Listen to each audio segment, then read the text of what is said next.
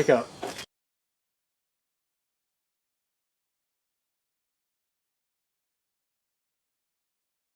King Collector here, and today we're going to be getting one of my older mowers running. This guy right here. There's a mower under that in case you can't tell. And it's going to be the one that we're going to use this year. So, well, let's get to it then. So in case you can't tell, this mower is much like the mower that we did way back when. I don't even remember. It's about a year ago, I think. Something like that. I don't know. It's, I think, 2 years newer, I want to say. Maybe it's a 96, I don't know. But it's also got a different engine in it, although it's very similar. So, it should be pretty easy to get it going.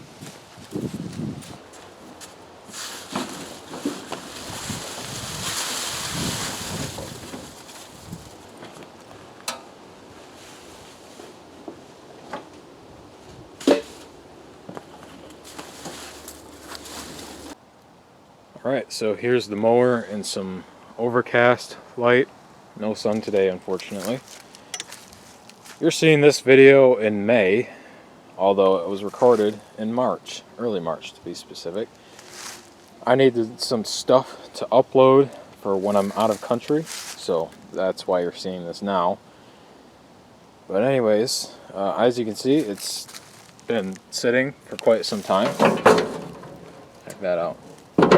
No wasp nest, surprisingly, because last year we had some really bad issues with the bees and stuff. Tire's completely flat, as you probably noticed when I was pushing it out, and that's pretty much it. No seat, but we'll yank it off the green Craftsman and throw it on this 42-inch deck, 6-speed transmission, and that's all there is to say about it. So let's get it up to the garage and we'll get it kind of cleaned up a little bit.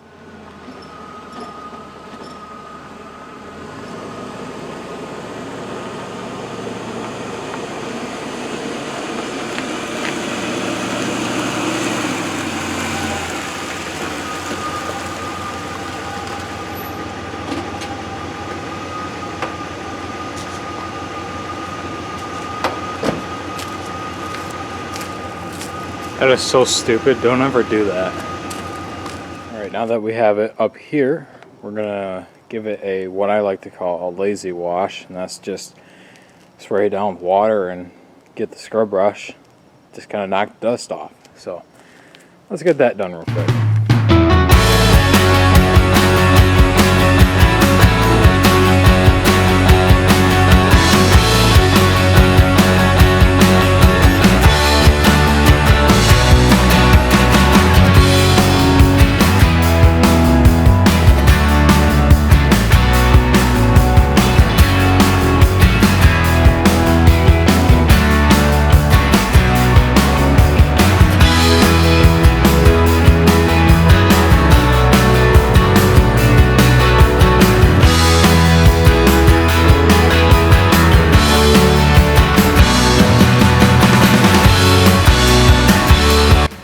I think that was a Critter Hotel in there.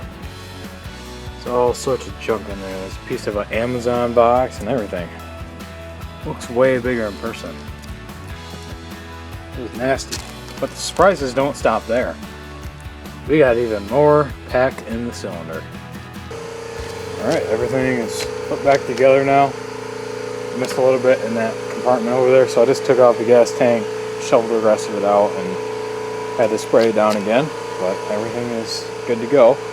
I believe I ran this thing out of gas the last time I used it, so it should be ready to go. Should just fire right up. We're going to give it a shot anyway. We'll see what happens. Doesn't have a battery, of course, because the old one that was in it was dead to begin with, so yeah, nothing in there, but I'll get the jumper cables and we'll just jump it off my vehicle.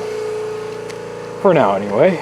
So let's get these tires pumped up real quick and we'll get started on that. Hopefully it just fires right up.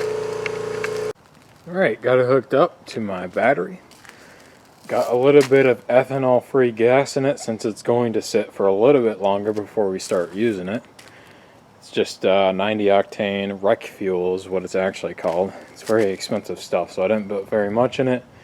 But I think it's time to see if this thing fires right up, which it should, because I believe it ran out of gas the last time it was used. So, well, let's see what happens.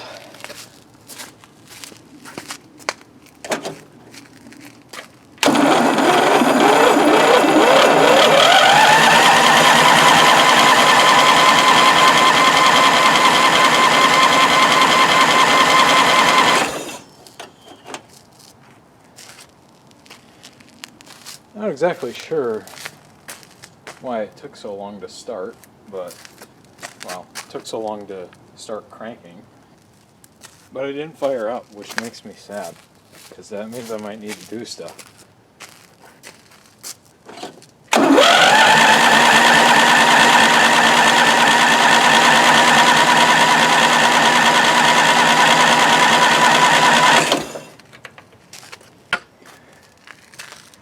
I knew that would have been too easy. Thing is completely flooding. And I probably washed the cylinder. Nice. Alright, well, I half expected it considering it was sitting for so long, but let's rip the thing off and get it taken care of. Alright, so I got the fuel line pulled off and literally everything else, and I'm just going to see if I can just kind of blow the crap out of this thing. Blow right into the fuel inlet.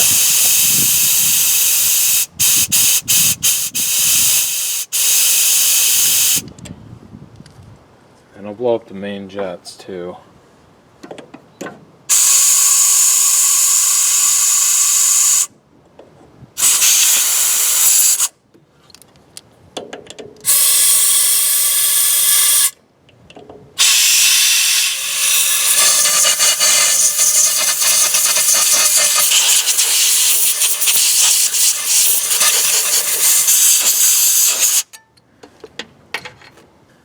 Pull that float off very carefully, because the needle is going to come out with it.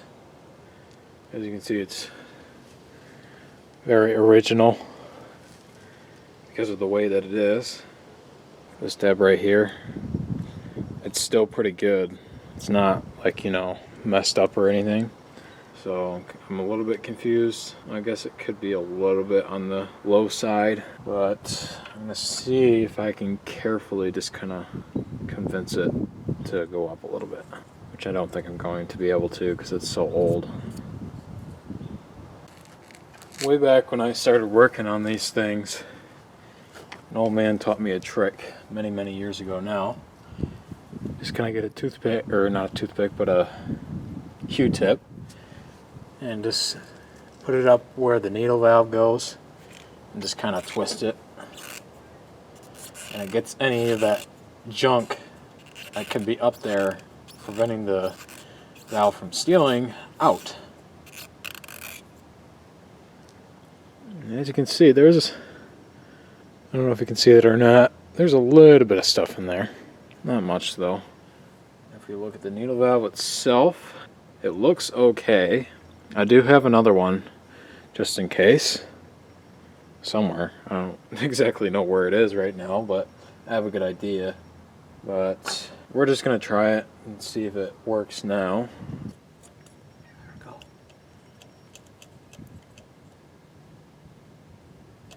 Alright. Wool looks fine. That brown stuff that you see in there, it doesn't want to come off. It's just stains. So we're just going to throw it back on. Alright. Make sure that's nice and snug. Put our fuel line back on to test it. And if it does it again, I'm going to blow this thing up. No, I'm kidding, but we'll need to figure out a different solution.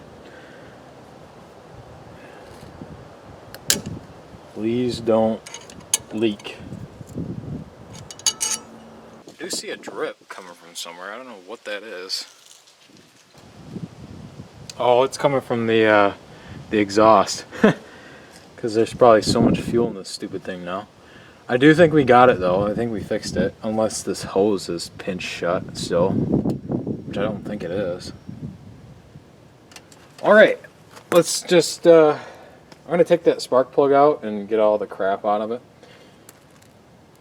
And hopefully this thing actually works now.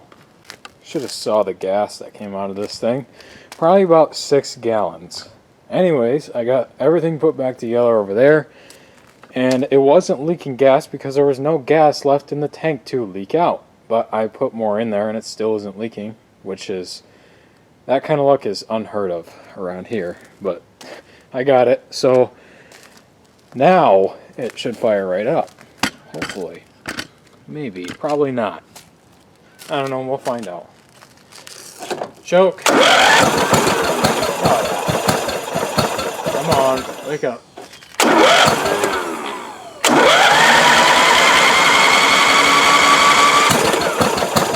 Come on. Wake up.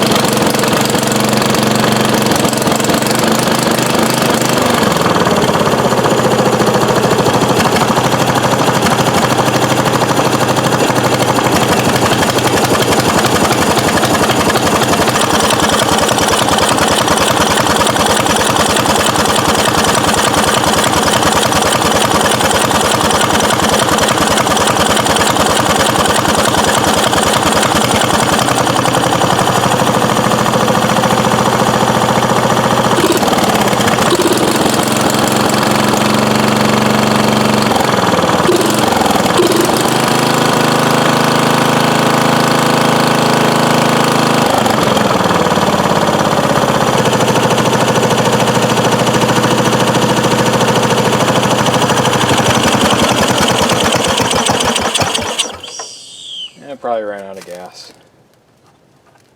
Should check to make sure that thing isn't leaking again.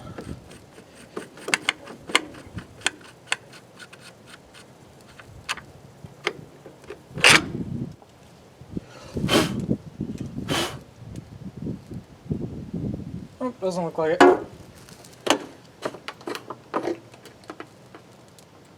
Or maybe the air filter choked it out. I don't know. Like I said, it's a pretty bad filter, so definitely going to need to get it replaced. But for now, we're going to call that good.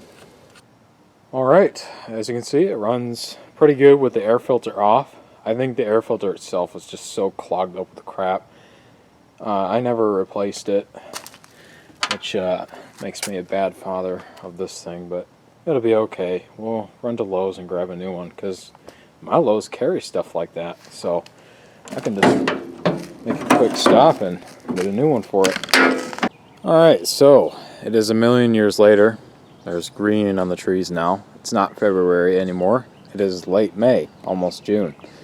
I just got back from a 10-day trip in South Africa, so pardon my kind of crappy speech. The jet lag really gets to you. So anyways, we ran into an issue with this thing, and it's the hood.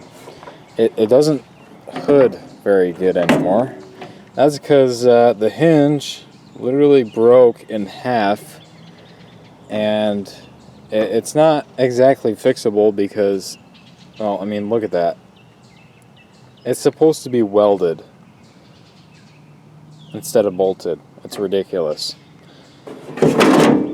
So that's causing this thing to make a terrible, god-awful noise when it's running, because the fan cage on the motor is hitting the top of that little shroud thing.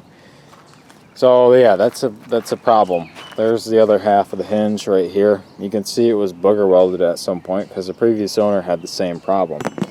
And the booger welds held for a few years and then they broke again. So that's a problem. So if anybody has any solutions to fix this thing, please let me know in the comments, because I'm trying to think of a way to fix it without it looking like crap.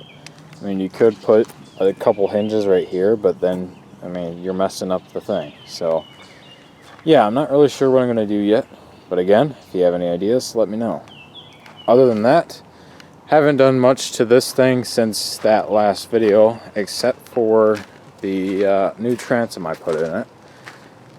It's not fully mounted yet, but you know, it's pretty good. A lot better than the old one that was in there. But engine plate is sitting in there. It's not bolted yet, but we'll get to that. It still does kind of wiggle a little bit. I'm going to put some extra bracing. I'm going to actually connect this to that, so there will be, you know, thrust going into the main floor of the boat as well. That'll make it pretty strong, I think. So that ought to work. And I did Gorilla Glue this thing back together, so it'll probably work for a little while. Then the water will get to it, and then it won't work anymore, and then I'll actually have to replace it. But for now, that's gonna work fine. I'm gonna make it work anyway. So yeah, that's pretty much it. Other than that, that's gonna be it. I'll see you guys in the next one.